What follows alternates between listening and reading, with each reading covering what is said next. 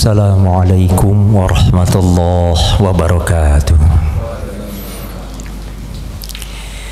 Bismillah, alhamdulillah, wassalatu wassalamu ala rasulillah wa ala alihi wa sahbihi wa man tabi'ahu ila yaumil qiyamah. Amma ba'du. Alhamdulillah, puji serta syukur kita panjatkan kepada Allah. Di siang hari ini kita diberikan kesehatan, diberikan kekuatan, diberikan kemampuan untuk melaksanakan sholat zuhur berjamaah.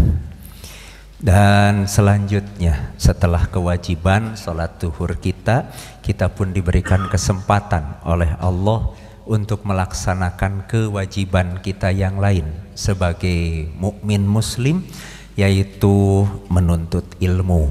Sebagaimana kita ketahui bahwa menuntut ilmu, tolabul ilmi fardhah, adalah sebuah kewajiban bagi setiap muslim, bagi setiap orang yang beragama Islam, baik itu laki-laki maupun perempuan. Sehingga kita bersyukur bersama bahwa selepas kita melaksanakan fardu ain salat duhurnya kita lanjutkan dengan fardu ainnya kita untuk menuntut ilmu. Di kesempatan siang ini kita melanjutkan kitab Riyadhus Shalihin. Kita masuki bab yang baru, yaitu bab tentang bolehnya minum dari berbagai macam jenis wadah yang suci selain emas dan perak. Ini demikian pula kebolehan untuk bersuci dan menggunakan wadah-wadah tersebut untuk kepentingan-kepentingan yang lain. Bab ini sebetulnya sudah merupakan intisari dari hadis-hadis yang akan disampaikan pada bab ini oleh Imam An-Nawawi, bahwa pada dasarnya wadah-wadah yang pergunakan dalam kehidupan kita ini dibuat dari apapun wadah itu diperkenankan, selain wadah yang terbuat dari emas dan wadah yang terbuat dari perak. Kita boleh minum dari gelas kaca, kita boleh minum dari gelas plastik, kita boleh minum dari gelas melamin, kita boleh minum dari gelas batu, dari gelas kayu, dari gelas bambu, dari gelas kulit misalkan. Kita hanya dilarang dua hal saja, yaitu menggunakan gelas atau piring yang itu dibuat dari emas dan juga dibuat dari perak. Ini ketentuan syariahnya bagi kita. Dan untuk menunjukkan dari mana asal kesimpulan hukum ini, Imam Nawawi menunjukkan hadis-hadisnya. Di antaranya hadis yang pertama, an Anasin radhiyallahu anhu, diterima dari sahabat Anas bin Malik radhiyallahu anhu, bahwa sahabat Anas ini menyampaikan satu ketika datang waktunya sholat, dan kemudian waktu itu didatangkan kepada baginda Nabi bimihdobin min hijarati, wadah dari wadah dari batu gitu, yang kemudian dari wadah batu itulah kaum muslimin berwudu. Yang ini waktu itu jumlahnya begitu banyak, yaitu ketika baginda Nabi bertanya, qalu kam kuntum, ada berapa kalian? Qala, sahabat menjawab, samanina wa ziyadatan, bahwa sahabat yang berwudu dari wadah batu, yang wadahnya itu begitu kecil, digambarkannya itu fasogorol mihdobu ayyabsutu fihi kafahu, itu ya hanya satu telapak tangan. Itu wadahnya itu hanya satu telapak tangan, dan ini bisa dipergunakan untuk berwudu 80 orang lebih. Begitu luar biasa, dan ini sebetulnya juga berkaitan dengan riwayat mukjizatnya baginda Nabi Muhammad sallallahu alaihi wasallam.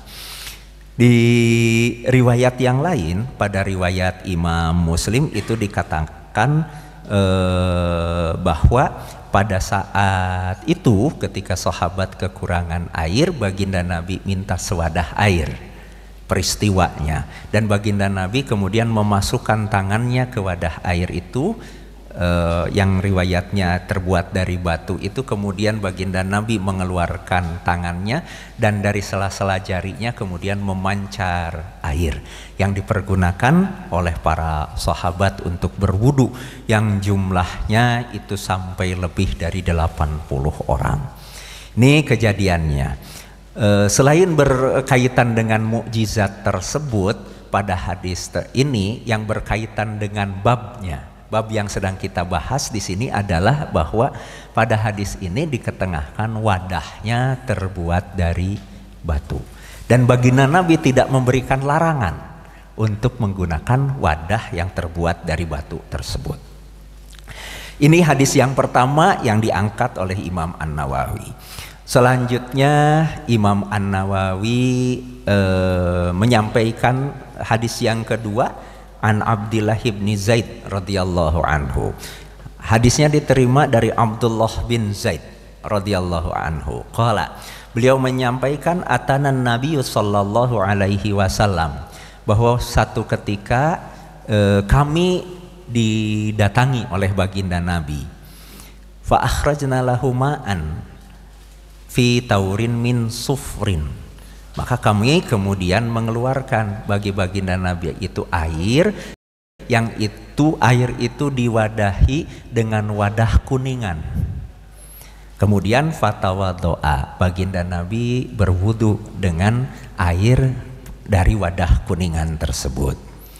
Ini hadis yang kedua. Kalau yang pertama tadi ditunjukkan bagaimana menggunakan wadah batu, kemudian pada hadis yang ini menggunakan wadah dari kuningan.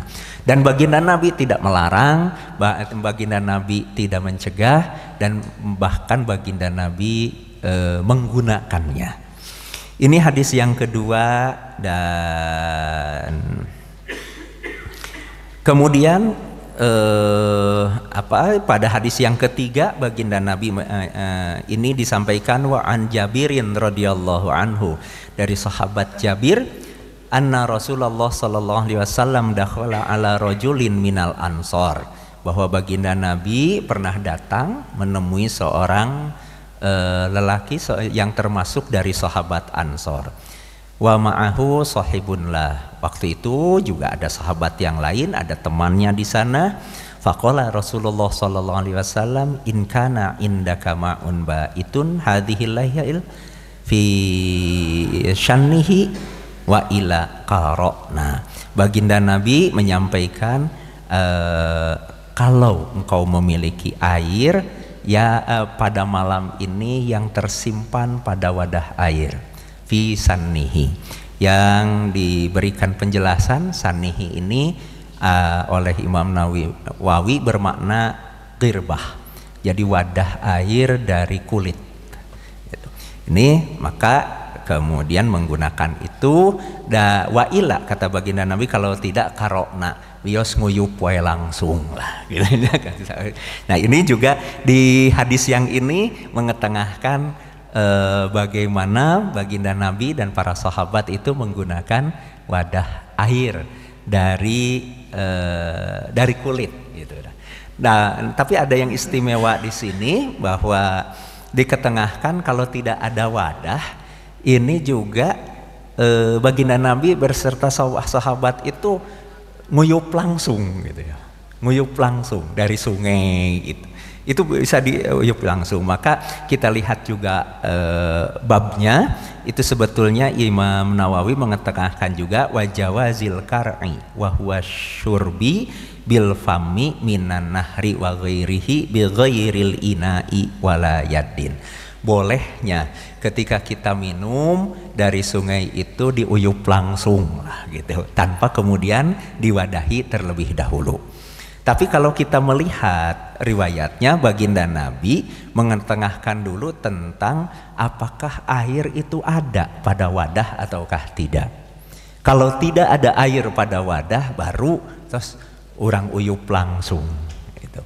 Nah, ini menunjukkan walaupun nguyup langsung itu boleh, tapi yang lebih utama tetap diciduk dulu, diwadahi terlebih dahulu. Ini pada hadis yang ketiga.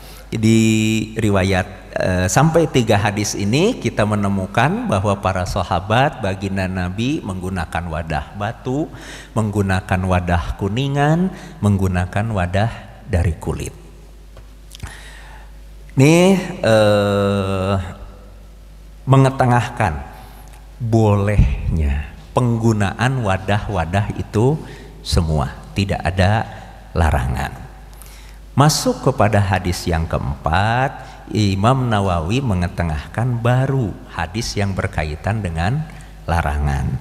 Di hadisnya wa an Hudzaifah radhiyallahu anhu, diterima dari sahabat Hudzaifah radhiyallahu anhu. Qala, sahabat Hudzaifah menyampaikan, innan nabiyya sallallahu alaihi wasallam nahana anil hariri wad dibaji, bahwa baginda Nabi itu melarang kami semua, kata sahabat Hudzaifah, untuk menggunakan harir dan dibaj. Harir dan dibaj ini pada dasarnya adalah sutra. Jadi ada larangan untuk menggunakan sutra. Walaupun dalam sebagian keterangan yang lain, ini untuk sutra ini larangannya itu dikhususkan kepada laki-laki. Sehingga kemudian apabila sutra itu dipakai oleh perempuan tidak jadi mengapa. Silahkan perempuan menggunakan sutra, tapi laki-laki diharamkan menggunakan sutra. Selanjutnya wasyurbi fi aniyatid dhahabi wal fiddati, dan baginda Nabi pun, kata sahabat Hudzaifah bin Yaman, ini melarang kami semua untuk menggunakan minum, wasyurbi minum, fi aniyatid dhahabi wal fiddah, pada wadah dari emas dan perak.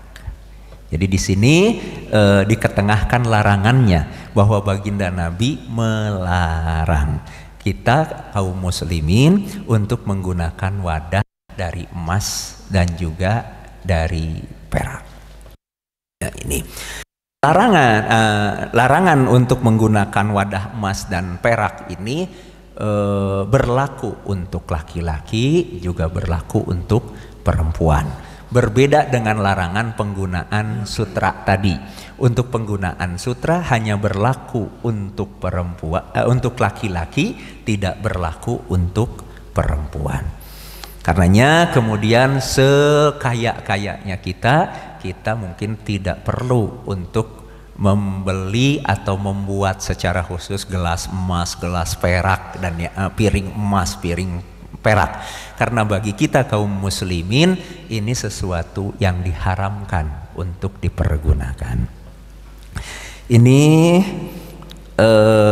larangannya pada hadis ini. Di hadis yang kelima, baginda Nabi Muhammad sallallahu alaihi wasallam mengetengahkan sebagaimana yang diterima dari Ummu Salamah, dari istri beliau.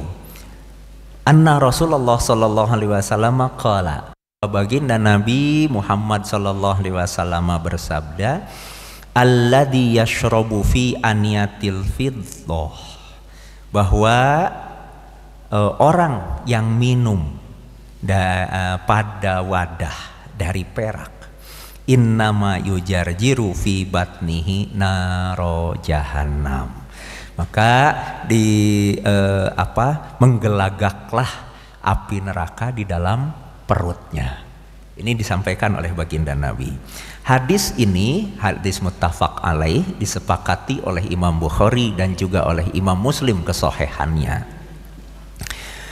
Pada hadis yang ini baginda Nabi mengetengahkan tentang ancaman kepada orang yang menggunakan wadah perak. Bagaimana dengan orang yang menggunakan wadah emas?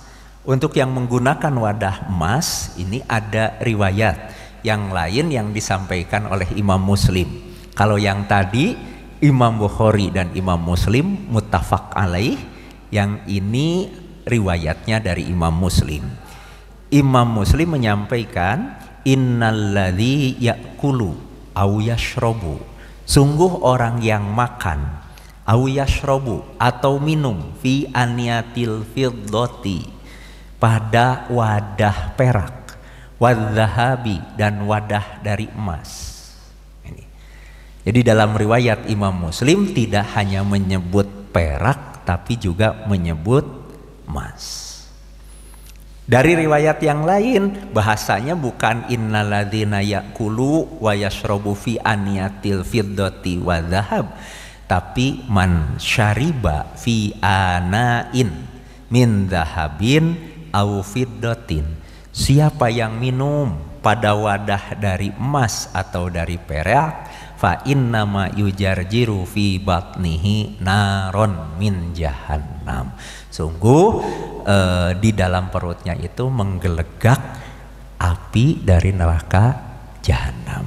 Ini menunjukkan larangan dari baginda Nabi Muhammad Sallallahu Alaihi Wasallam. Nah, berkaitan dengan hal ini, dari berbagai macam riwayat yang ada, larangan hanya ada pada wadah perak dan wadah emas.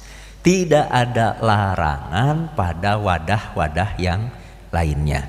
Bahkan muncul riwayat-riwayat yang mengetengahkan bahwa baginda Nabi dan para sahabat itu menggunakan wadah-wadah dari berbagai macam bahan yang lainnya. Karena itulah kemudian para ulama mengambil kesimpulan bahwa yang diharamkan untuk dipergunakan itu hanya wadah dari emas dan wadah dari perak. Selain wadah dari emas, selain wadah dari perak, ini diperkenankan. Silahkan menggunakan wadah yang manapun, silahkan menggunakan bahan apapun untuk dipergunakan sebagai wadah, baik itu sebagai tempat minum, sebagai gelas, sebagai piring, ataupun sebagai peralatan-peralatan yang lainnya dalam kehidupan kita sehari-hari. Ini di antara keterangan yang diketengahkan oleh Imam An-Nawawi berkaitan dengan bab ini. Dan sampai dengan bab ini bahasan tentang makan dan minum diakhiri oleh Imam An-Nawawi pada kitab Riyadhus Shalihin ini. Selanjutnya pada kelanjutan dari kitab Riyadhus Shalihin ini akan memasuki bahasan tentang pakaian. Dan pada kesempatan ini mungkin itu yang bisa diketengahkan, bahwa penutup dari bab makan, minum ini mengetengahkan tentang alat-alat apa, bahan apa yang boleh dipergunakan untuk menjadi wadah, untuk menjadi alat-alat bagi kita ketika kita makan dan minum. Sebelum diakhiri, mungkin ada satu atau dua pertanyaan atau ada hal-hal yang disampaikan dari para bapak, para ibu hadirinnya yang dimuliakan oleh Allah Subhanahu wa taala. Mangga dipersilahkan.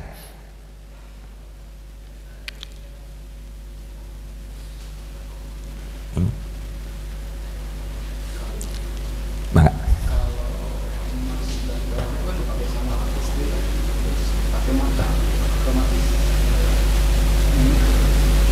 Oh. Nah, ini pertanyaan yang begitu luar biasa.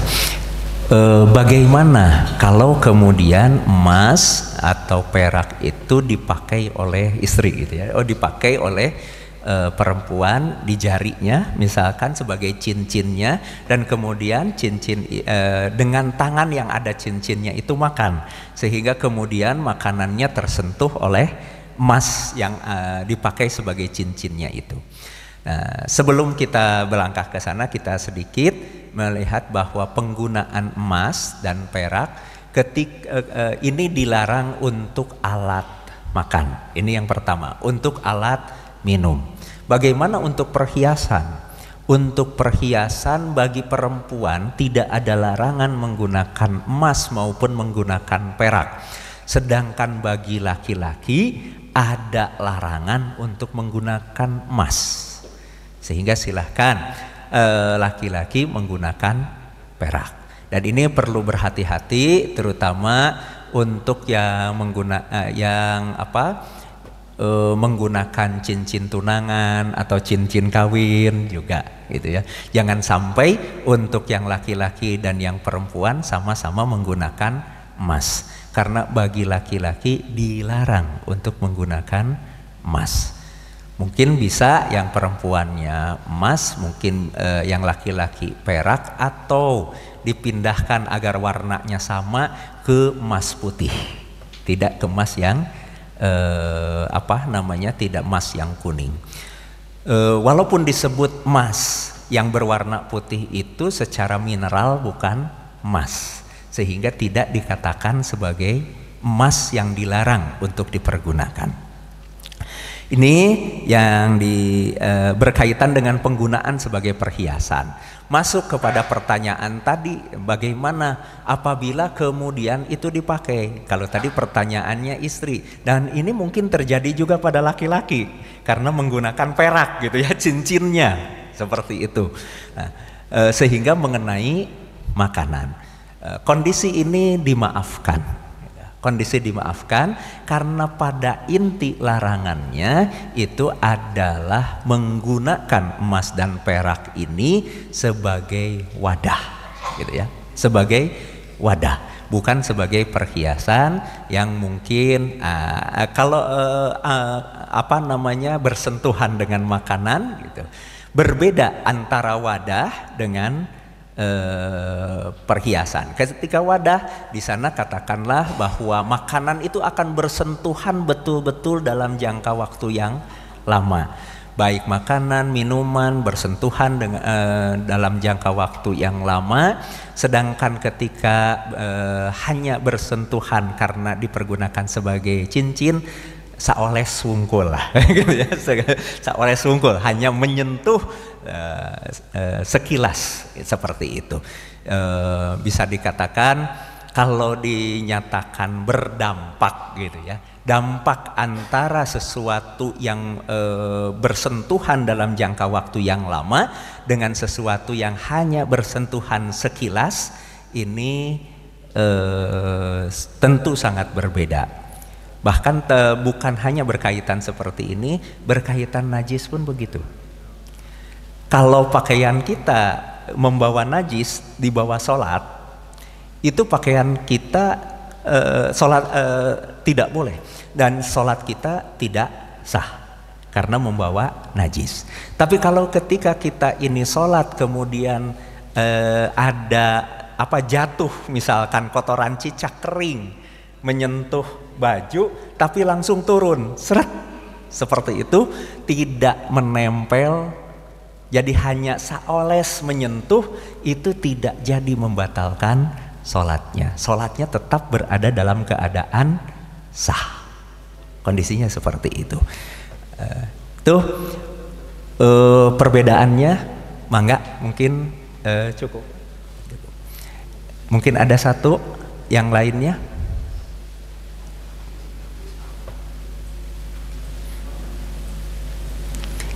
Kalau tidak ada, mungkin kita cukupkan di siang hari ini berkaitan dengan bab kebolehan menggunakan beraneka macam bahan untuk alat-alat makan, untuk alat-alat bersuci, untuk wadah-wadah air, wadah-wadah makanan, selain yang berasal dari wadah emas dan juga wadah perak.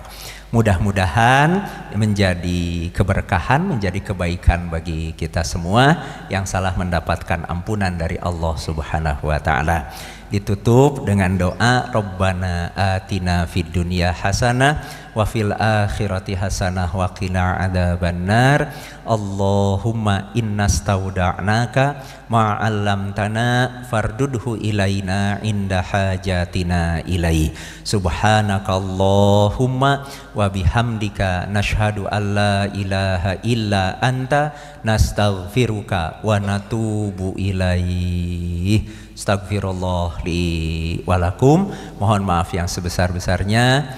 Allahumma salli ala sayyidina Muhammad. Assalamualaikum warahmatullahi wabarakatuh.